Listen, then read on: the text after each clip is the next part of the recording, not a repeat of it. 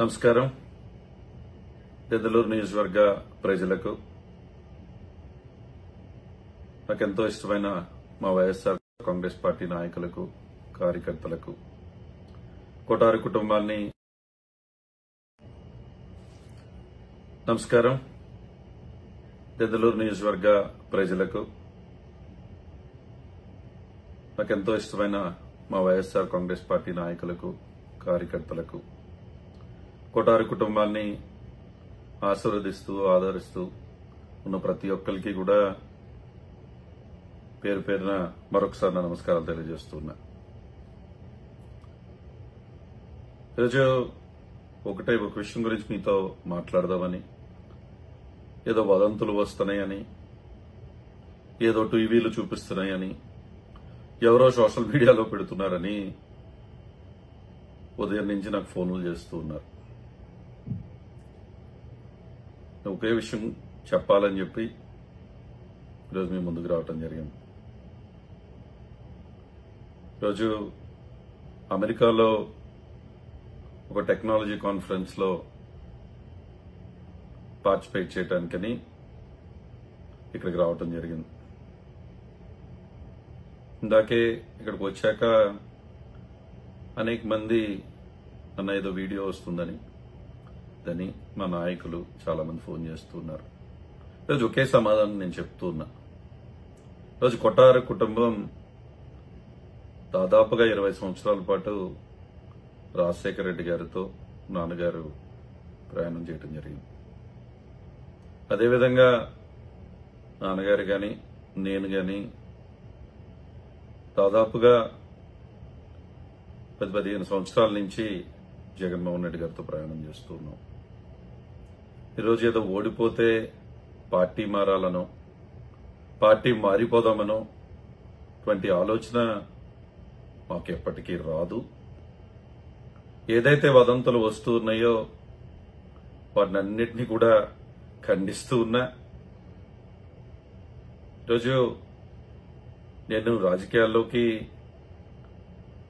2017లో రావటం జరిగింది.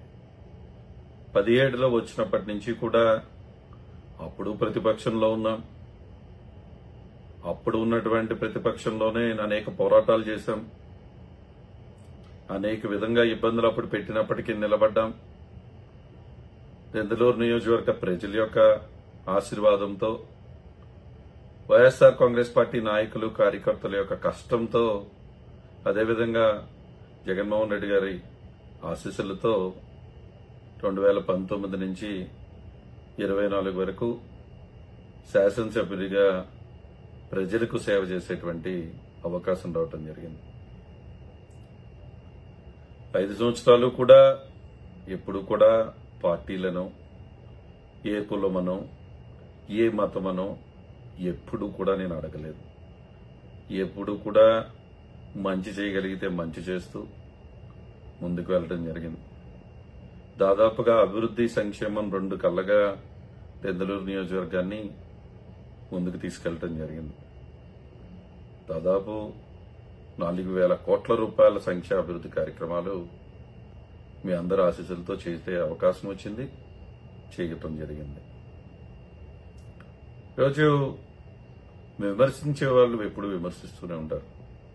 ఒక విషయం గుర్తుపెట్టుకోవాలి అందరూ. నేను ఒకటే చెప్తూ ఉన్నాను ఈరోజు ముఖ్యంగా, అధికారం అనేది శాశ్వతం కాదు.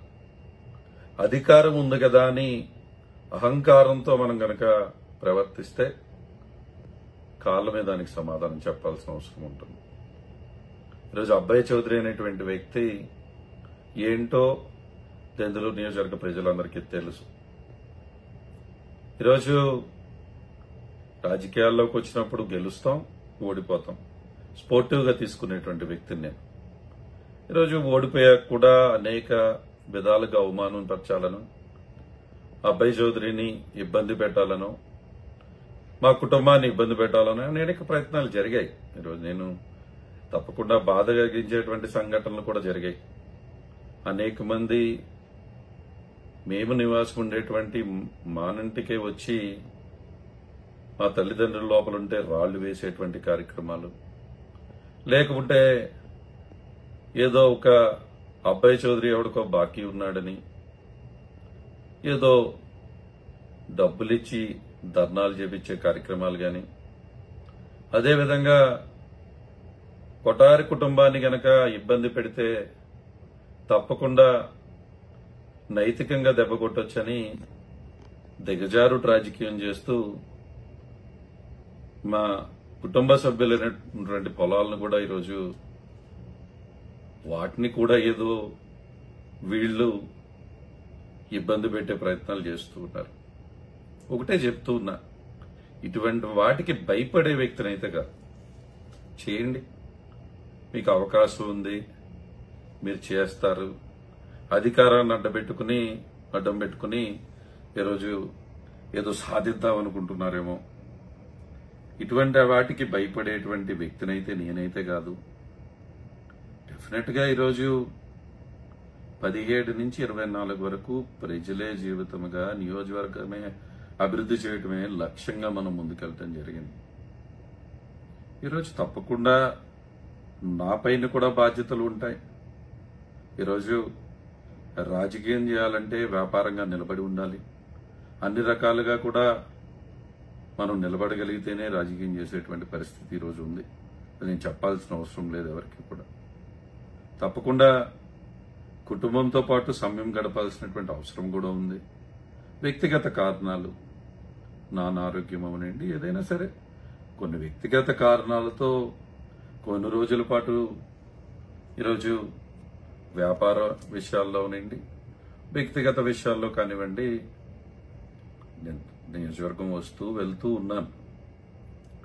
దానంత మాత్రాన ఏదో అబ్బాయి చౌదరి ఈరోజు పార్టీ మారుతున్నాడు అనేటువంటి వదంతులు సృష్టించే వాళ్ళకి ఈరోజు నేను చెప్పేది ఒకటే, దెందులూరు ప్రజల నుంచి అబ్బాయి చౌదరిని దూరం చేద్దామన్నా, అబ్బాయి చౌదరి నుంచి దెందులూరుని దూరం చేద్దామన్నా కూడా అది జరిగే పని కాదు.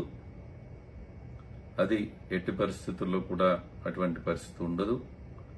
ఎప్పుడూ కూడా అబ్బాయి చౌదరి అనేటువంటి వ్యక్తి దెందులూరు ప్రజలతోనే, వారితోనే నా ప్రయాణం అని చెప్పి మీ అందరికీ కూడా మరొకసారి తెలుపుతూ ఉన్నా.